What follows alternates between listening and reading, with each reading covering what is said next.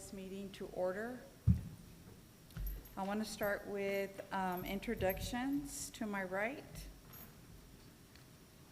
Good afternoon, everyone. My name is Luis Larga. I'm with the Brownsville Public Utilities Board, Public Relations and Communications. I'm also the PUBCAP liaison.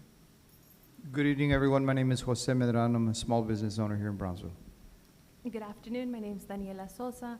I work with the Small Business Administration with their 504 loan program. Hello, my name is Carmen Nordijk. I'm an insurance broker, and I'm in the PUBCAP. Good afternoon. I'm Patricia Cavazos with BISD and the chairman. Good afternoon. My name is David Ramirez. I'm the CEO of the Brownsville South Padre Island Board of Realtors. Good afternoon, Miguel Ángel Patiño with Laboratory Corporation of America. Thank you very much. So it's 5:31. So let's go ahead and do the first one that's on the agenda, which is to approve the minutes from the May 21st meeting. So when ready, I will entertain a motion to approve those minutes. I will make a motion to approve minutes of the May 21st, 2025 PUBCAP meeting. Second. Okay, those approving and those not approving, opposed, motion carries. Okay, the second item on the agenda is old business. Yes, I just wanted to mention that since our last meeting, we did have our community tour that was open to the public. That was on May 23rd. Our very own Carmen Nordijk was able to join us. And we had a great turnout. Hopefully everybody that came to the tour walked away with something new, learned, and it was a great experience all around. Also, I did mention in the last meeting that hurricane season was upon us. It did start June 1st, and the last presentation of today is on preparedness. That is it, Luisa, for old business? Yes. Okay, so next item on the agenda is a new business. I just wanted to mention that the administrative offices for BPUB will be closed tomorrow and Friday for Emancipation Day and floating holiday. And then I just wanted to announce that yesterday we started up the toilet rebate program through September 30th, which covers $100 for the purchase of a high-efficiency toilet. So there's more information online for anyone interested in taking advantage of that rebate. Okay, thank you very much. Okay, next item on the agenda, customer satisfaction survey. Ms. Marley Ramos. Good evening, Madam Chair and panel members. My name is Marley Ramos. I am the one of the customer service administrators for the customer service department.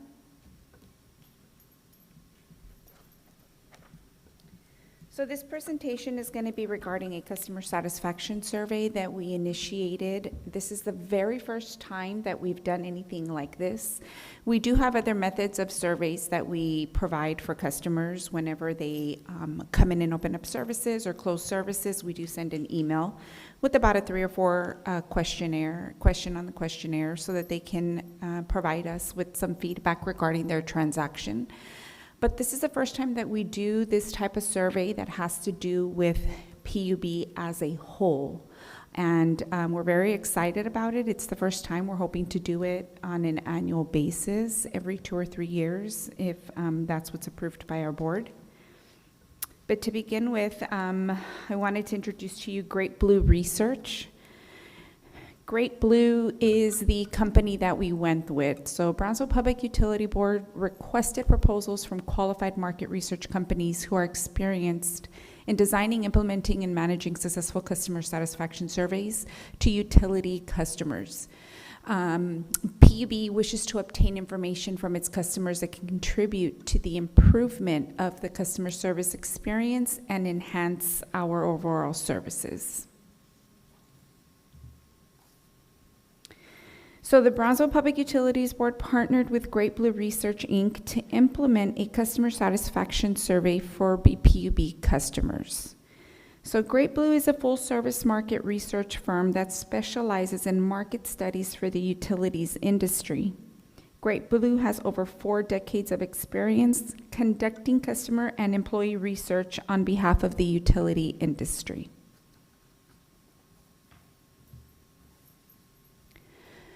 The surveys were all sent out via email, and we are currently in the process of completing the entire blast of emails that are going out. Great Blue is going to be sending out a total of 91,000 emails, and they will be sent to customers via the email that they used when they opened up services.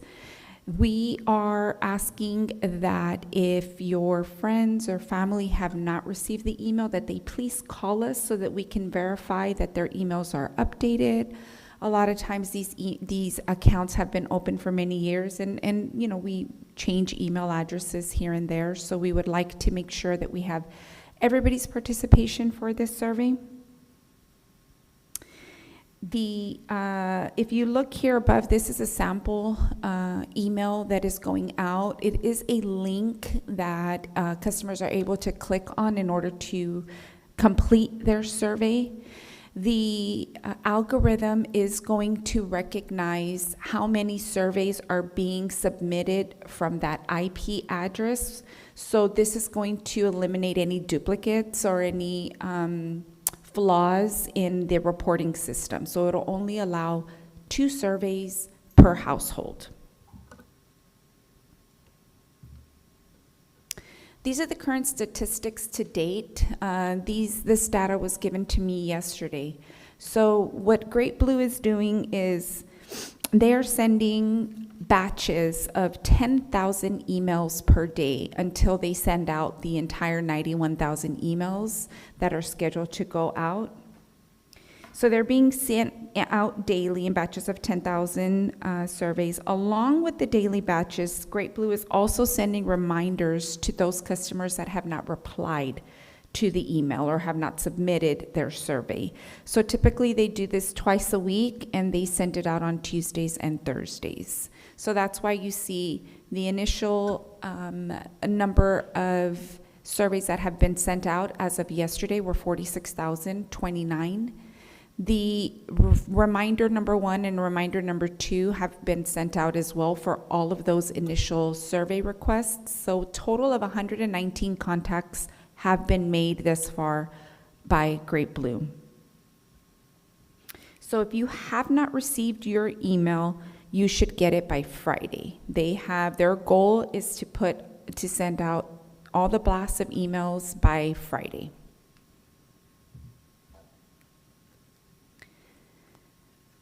So as the customers are clicking the link and going in to take their survey, one of the first questions that it asks is if they're a residential or commercial customer. Based on that answer, they will be given a specific list of questions. They were different for residential and they were for commercials. So as you can see on this chart, as of June 17th, Great Blue has received a total of 371 residential completed surveys and 30 completed commercial surveys. And I did ask if this was common because I felt like we've already sent out thousands and we only got 300. And it is common practice at the beginning of the survey process or the blast process for the participation to be minimal. So what we're doing on our end is pushing out these communication to customers. So what the methods of communication that we're using right now is social media. So PR is doing a great job of trying to get the word out there. So if you follow us on social media, you'll see there's a lot of like funny reels and graphics, videos. So we also have the QR code and the link to take the survey on our Facebook page. So you don't have to wait for your email to come in. So we recommend that you encourage your family, your friends to go on there. If they have not received the email, they can go onto our Facebook page and they can see the link or the QR code and follow the steps there. If they receive the email thereafter, only 2 surveys can be sent per IP address. So that's how we kind of track husband and wife, sending it. So they will not be able to do it more than twice, but they are more than welcome to go in there and take the survey before they get the email.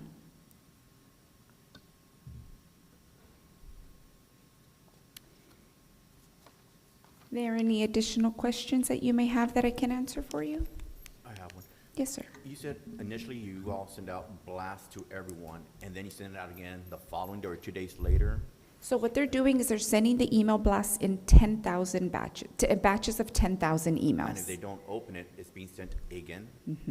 How So many what times? they are sending 2 reminders. And that's it? 2 reminders a week until they reply So they have to reply to stop? to stop the reminders. There is an opt-out also, so let me go back. So if you look here, the unsubscribed, so they can, once they get the email, whether it be the initial email or the reminder email, and they don't want to receive them anymore, they can unsubscribe at that point, and they'll stop receiving them. So quick question, to unsubscribe, is this a constant contact email or? A constant contact? Right. I would have to get back with you on that. I'd have to ask Great Blue, but Constant contact is a email platform that many companies use, and when they unsubscribe to every company that uses constant contact. So I'm wondering if they unsubscribe here, will they be unsubscribing to any other company that uses it? I It's can an email- definitely it's an ask email that platform. and get back to you guys, and we'll send the answer to Luis, and he can email it to I you appreciate it. guys. Thank you. We'll do that. Is this also sent on different languages? The email or the The survey? survey. Yes. One of the questions, initial questions when they go in, the very first one they ask is the language preference. They are able to change it to English, to Spanish. It comes in English, they should change it to Spanish.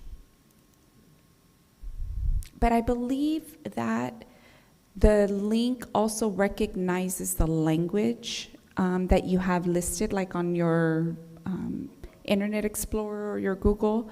So if you automatically have that preset to Spanish, it should automatically give you the Spanish. But I will confirm on that and also let you guys know.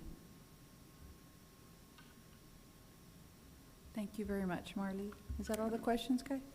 Thank you, guys. Have a good evening. I don't have a question, I Sorry. kind of have a comment, and it's along these lines, but it's a comment about a highlight, or I wanted to highlight something that I saw on social media. And I know that the survey is probably separate and apart, but this was, I believe, a response to the photo of the recent scholarship recipients. And I just started reading the responses, and I think it was to one of those specific posts, if not another one of the many, which I think are very good PUB posts of information and things that are out in the community, so the community is fully aware of what we do and what is being done and the good things that are being done in the community.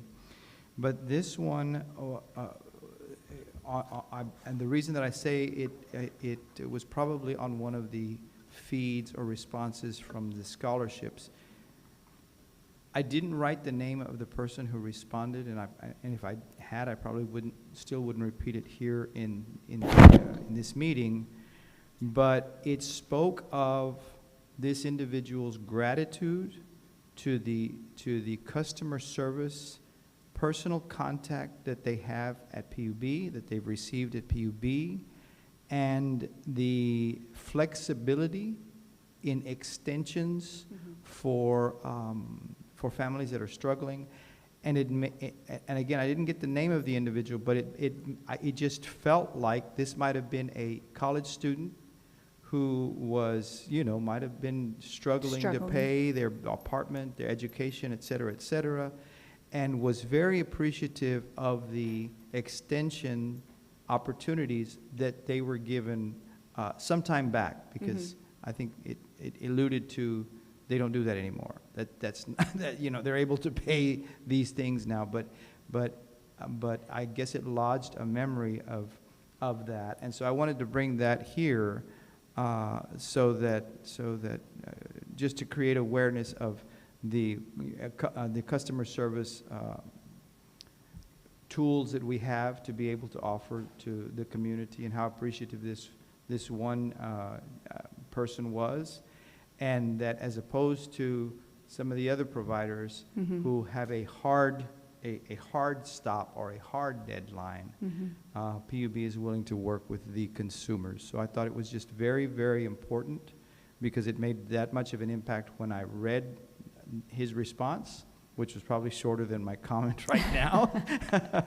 But I thought it was important enough to bring to the meeting. So I It just wanted is to say that. important, and I appreciate that. It does not go unnoticed. I mean, we do, we do our best to provide the best customer service possible, and we do have a lot of customers who are needing that assistance of payment arrangements, and we help them as best as we can. So thank you for bringing that up. We appreciate that. Absolutely.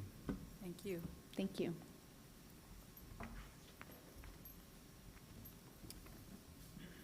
Next item on the agenda, the drought update and water restrictions.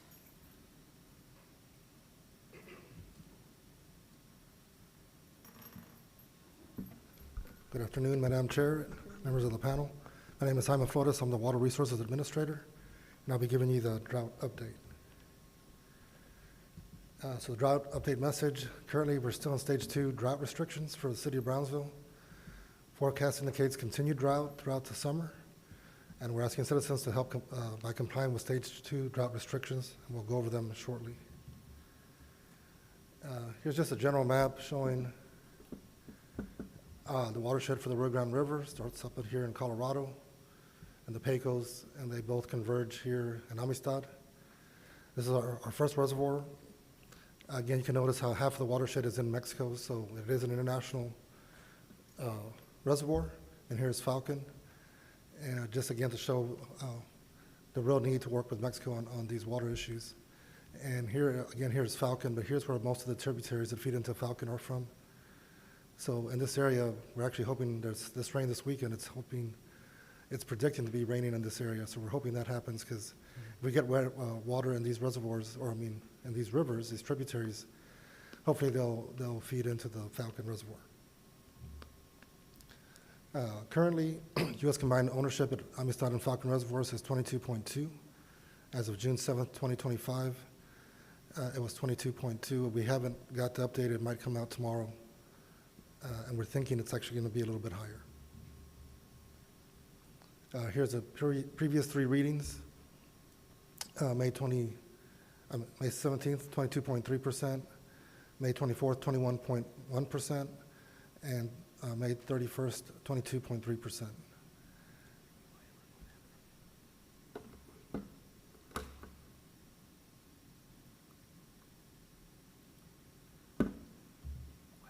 Okay. You guys hear me? Okay, sorry about that. We have the National Weather Service June to August 2025 outlook for the Rio Grande Valley, Deep South Texas region. They're predicting a hotter than normal average outlook is favored during the June through August 2025 timeframe. Precipitation rains that toss up across the region.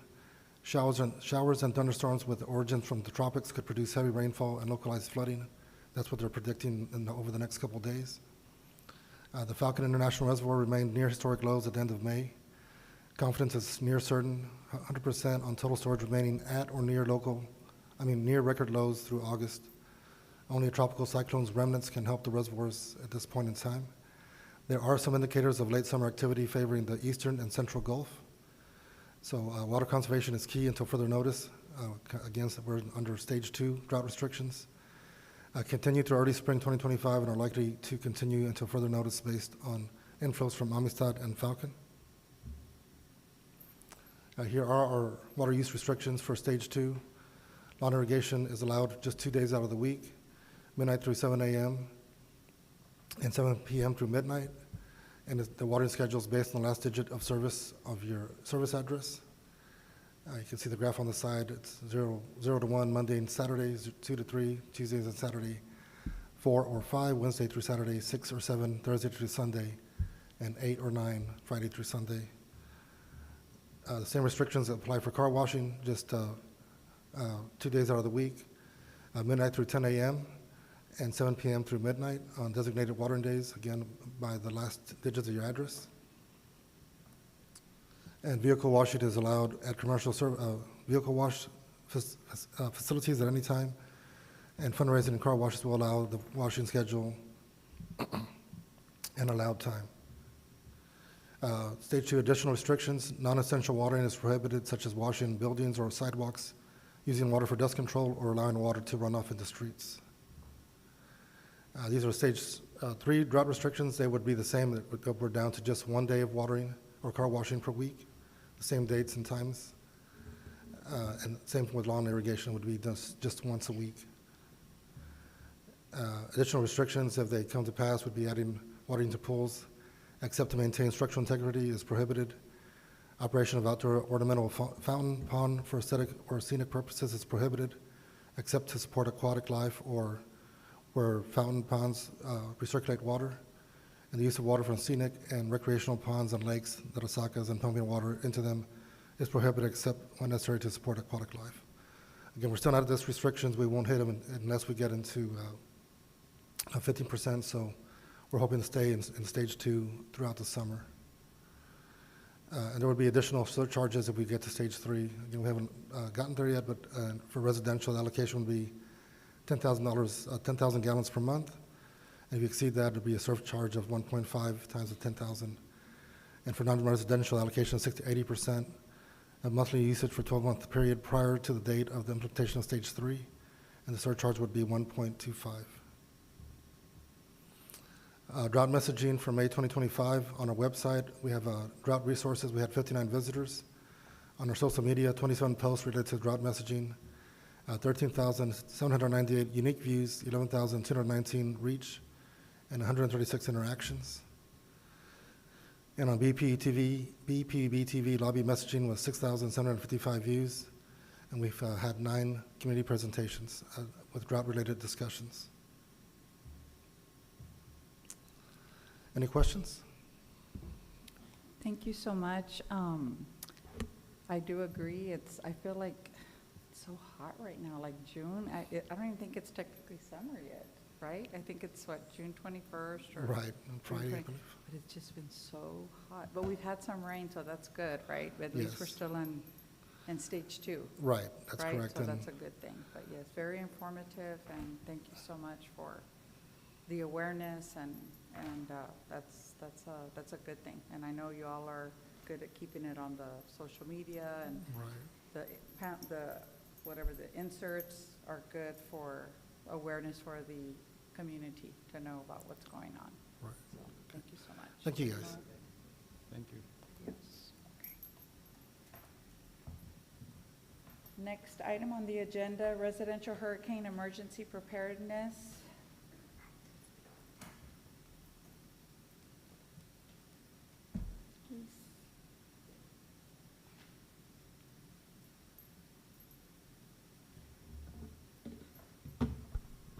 Okay, so again, good evening, Luis Larraga with Communications and Public Relations. I'm going to be going over, like I mentioned in the beginning, it is hurricane season, and just some tips to keep in mind. So for 2025, the seasonal outlook, it looks like the NOAA is predicting up to between 13 and 19 named storms. 6 to 10 could be hurricanes, and 3 to 5 could be major hurricanes, so there's a 60% chance that it's an above normal season. These are just the names to be aware of on the news. If you hear these names, it might not be a good sign. But with storms, especially hurricanes, there are a lot of hazards that come along with it. As you see in the picture here, this is something that resonates with us as, power lines are coming down due to, the high winds that are associated with hurricanes. But in neighborhoods, especially if there's something like a pole that goes down, one, we probably shouldn't be roaming the streets, right? But just in case, for whatever reason that you're out there, if you see a down pole, down power line, you should always assume that it's energized and try to maintain 10 meters, which is roughly about 33 feet, basically a radius from the like the center of where the down line is, and just don't go near it. You should warn others not to go near it. Just again, assume that it's energized, and don't get close until you call the utility, like until you're absolutely 100% sure, and even then, I wouldn't, you know? And so sometimes there's a lot of debris, and so, for example, there might be other branches or trees or things, and so you might not be able to see where the line is down. So like I mentioned, it's probably not best to be out there to begin with, but just keep in mind to stay as far away from any down lines or poles as possible, and of course, you know, call the authorities, the utility, and once it's safe to get out there, you know, the lineman will go out and make repairs. If you see an accident on the road, or if you're the one in the car, if you're in the car, don't get out. Again, just there's a danger of you know, becoming a path for electricity, as it always tries to go to ground. And so there's a potential threat for you if you try to get out. If you see an accident, I know it's probably out of instinct to try to help someone, but if it's a powered line, then somebody's going to have to come and rescue you as well. So it's better for you to kind of maintain a distance and call 911, call the utility again, to make sure that it's not energized. Flooding is an issue as well. That first picture with, you know, the dog and stuff, and we've seen it here. You know, it floods and people go out there and kids start pretending to swim or whatever it may be, or playing, but the water, you know, obstructs your ability to view what could be in there. Obviously, there could be, you know, animals that move as a result of the rising waters, and they get displaced. And so you never know what's in there. There might be a sinkhole, or a manhole might open, and, you know, unfortunately, you could fall in there. And of course, if that happens, then the water could be contaminated as well with all kinds of bacteria and things like that. So those are some of the dangers that are associated with floodwater. In the case of a power outage in a storm or hurricane, I know people tend to rely on generators to power their homes, but there are dangers associated with these, and it's important for you to become familiar with the proper ways to operate a generator. You know, be mindful of the toolkit and the instructions, and I just really know how to operate your machine, because it could lead to carbon monoxide poisoning, burns, or electrocution. Carbon monoxide is deadly, and it'll kill you in minutes. You can't smell it, you can't see it. The best thing you can do is they do sell CO detectors some of them even come along with smoke detectors, and so it's like a two, which that could be an option. You know, if your smoke detector doesn't come with the carbon monoxide detector, that might be a good option to look into.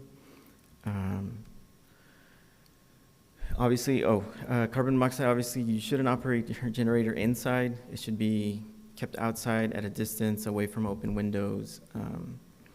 So that's important. Some people don't realize that that's a danger. I guess, I'm not sure, but I feel like it's more prevalent, especially with during the winter. People try to keep themselves warm. And then there's unfortunately a lot of deaths because of it.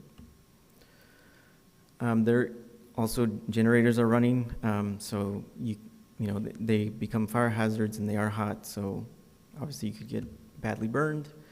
But also,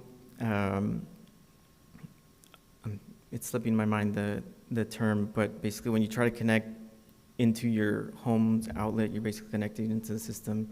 That I believe the term is backfeeding, and so that can create issues that can result in shock or electrocution. So again, like I mentioned, just become very familiar with how to operate your specific machine to, you know, minimize any type of risk. But also,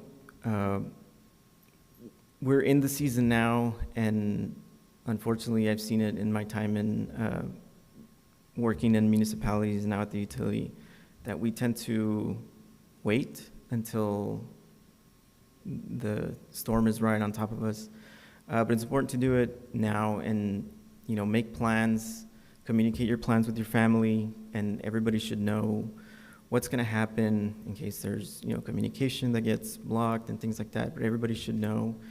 Prepare a kit with supplies, obviously enough water, 1 gallon per person per day,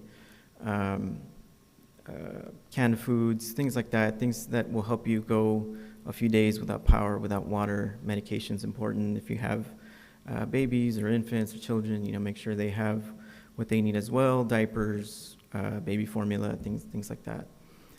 And again, I guess just on this note, just a practice that I learned from an old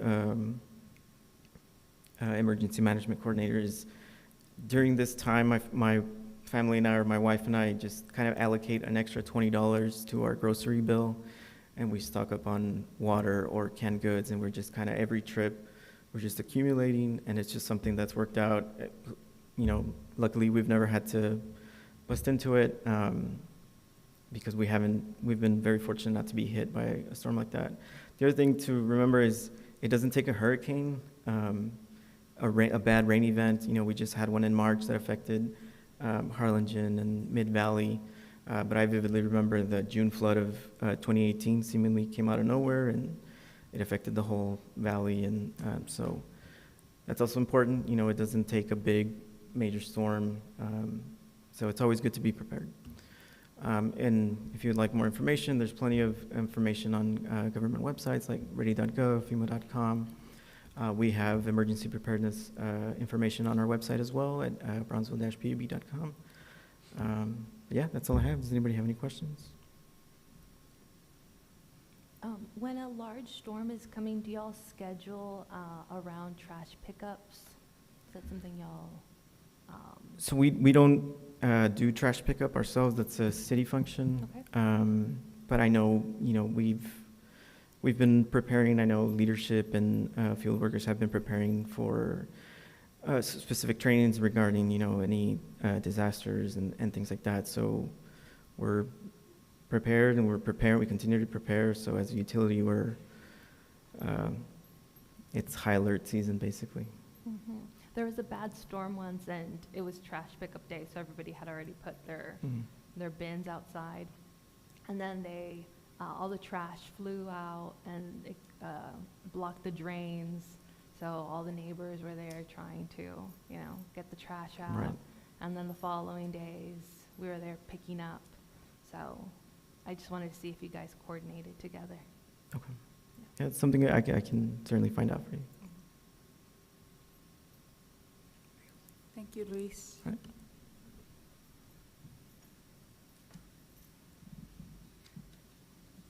The next item is public comments. Were there any public comments this evening, Luis, that you know of? I didn't receive any notice of public comments, but if Public anybody comments. from the public is here who would like to come up, you can do so now. Okay, so our next meeting will be on July the 16th, 2025. So I'm going to go ahead and entertain a motion to end our meeting.